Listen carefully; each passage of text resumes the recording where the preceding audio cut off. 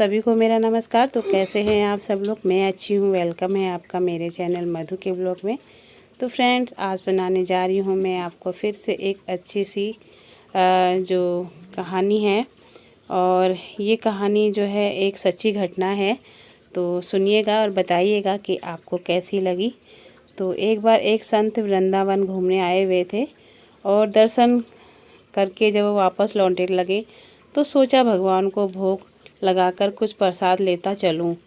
संत ने रामदाने के कुछ लड्डू खरीदे, मंदिर गए, प्रसाद चढ़ाया और आश्रम में आकर सो गए। सुबह ट्रेन पकड़नी चाहिए थी तो इसलिए जल्दी सो गए और सुबह उठे और अपनी ट्रेन के लिए निकल पड़े। सुबह वृंदावन से चली ट्रेन को मुगलसराय स्टेशन तक आने में शाम हो गई। संत ने सोचा अभी पटना तक जाने में 3-4 घंटे और लगेंगे। भूख लगी है, क्यों ना कुछ खा लूं। मुगलसराय में ट्रेन आधे घंटे तक रुकती है। चलो हाथ पैर धोकर संध्या वंदना करके कुछ पा लिया जाए। संत ने अपने हाथ पैर धोए और लड्डू खाने के लिए डिब्बा खोला तो उन्होंने उसमें क्या देखा कि उन लड्डुओं में चींटियां लग गई थी। उन चींटियों को हटाकर 1-2 लड्डू खा लिए। बाकी बच्चे लड्डू प्रसाद में बांट दूंगा, यह सोचकर उन्होंने उसे डिब्बे में उन्हें रहने दिया। पर कहते हैं ना, संत का हृदय तो बहुत ही विशाल होता है, बहुत ही एक तरीके से अद्भुत होता है। तो वो रात भर उन्हीं चींटियों की चिंता में उन्हें जो है पूरी रात नींद नहीं आई और उनको ये चिंता सताने लगी। सोचने लगे कि ये वृंदावन से चींटियाँ इस मिठाई के डिब्बे में आ गई। बेचारी दूर तक ट्रेन से वहाँ से लेकर यहाँ मुगलसराय तक तो आ गए। कितने भाग्यशाली थे कि इनका जन्म वृंदावन में हुआ था। अब इतनी दूर से पता नहीं कितने दिन या कितने जन्म लग जाएंगे इनको वापस वहाँ पहुँचने में। तो इसी की चिंता में जो संत लगे हुए थे, उनको उधेड़-बुन चल रही थी।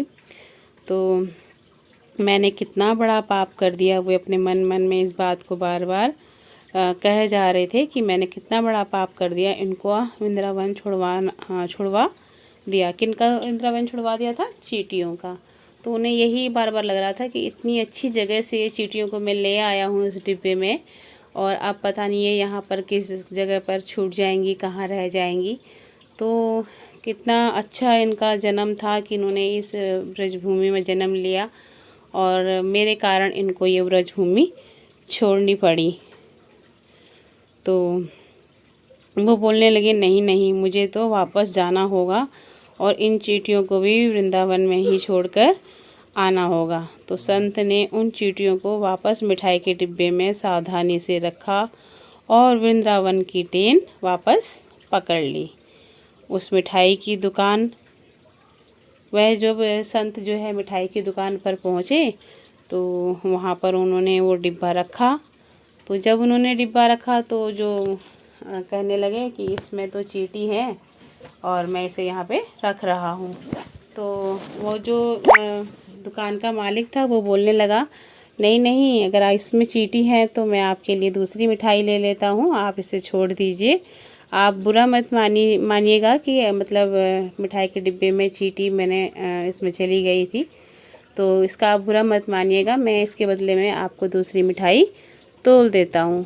तो संत बोले, नहीं नहीं, मैं यहाँ मिठाई बदलने नहीं आया हूँ, मैं तो यहाँ से कुछ मेरे साथ चला गया था, उसे वापस ओढ़ने आया हूँ। तो उनको जो है समझ में, मिठाई वाले जो थे भैया, उनको समझ में नहीं आया कि ये क्या कह रहे हैं।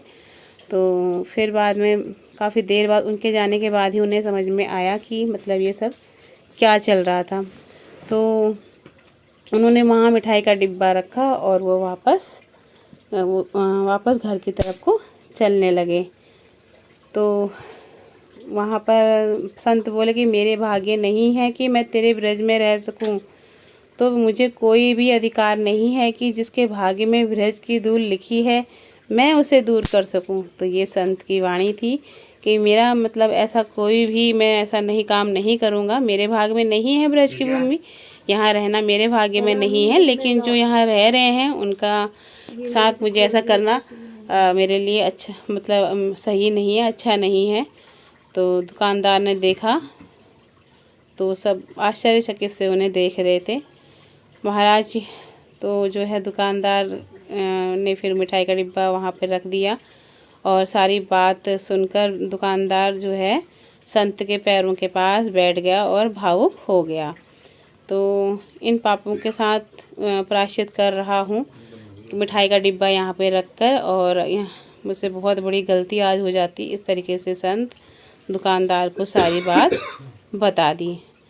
तो इस बात से भाव से कि ये पता चलता है कि जो संतों का जो मन होता है कितना निर्मल होता है। बात ब्रज की हो चाहे मेरे वृंदावन की हो, कहीं की भी बात हो, जहाँ पर मेरे नटवर नागर की राजधानी की बात हो, मेरे कृष्ण की राजधानी की है, और जहाँ भी कोई भी चीज़ होता है बुझो तो सब कुछ है, नहीं तो पागलपन है। बस एक कहानी है, एक छोटा सा मतलब आप उसे कह सकते हैं वृत्तांत कह सकते हैं।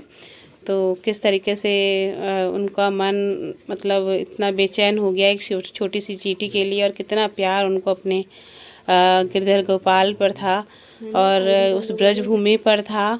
तो कैसी लगी आपको ये कहानी आप बताइएगा ज़रूर। और जो भी है, जो भी मेरे चैनल पर न्यू आए हों तो प्लीज़ चैनल को सब्सक्राइब करें, चैनल को सपोर्ट करें। और आप लोगों के सपोर्ट की हमें बहुत बहुत ज़रूरत रहती है हमेशा। तो यही है कि हमें इस कहानी से यही शिक्षा मिलती है कि जब भी हम कहीं बाहर जाते हैं तो जो भी हमारे प्रभु हैं, जो भी हमारे इष्ट देव हैं, उनके आगे शीश झुकाकर चलें। और जब भी हम कहीं बाहर से आते हैं तो भी हमें यही प्रक्रिया करनी चाहिए और ये एक नियम हम लोगों का होना चाहिए। तो आज के लिए बस इतना सा ही, फिर मिलते हैं कल एक अच्छे से नई कहानी के साथ में या ब्लॉग के साथ में।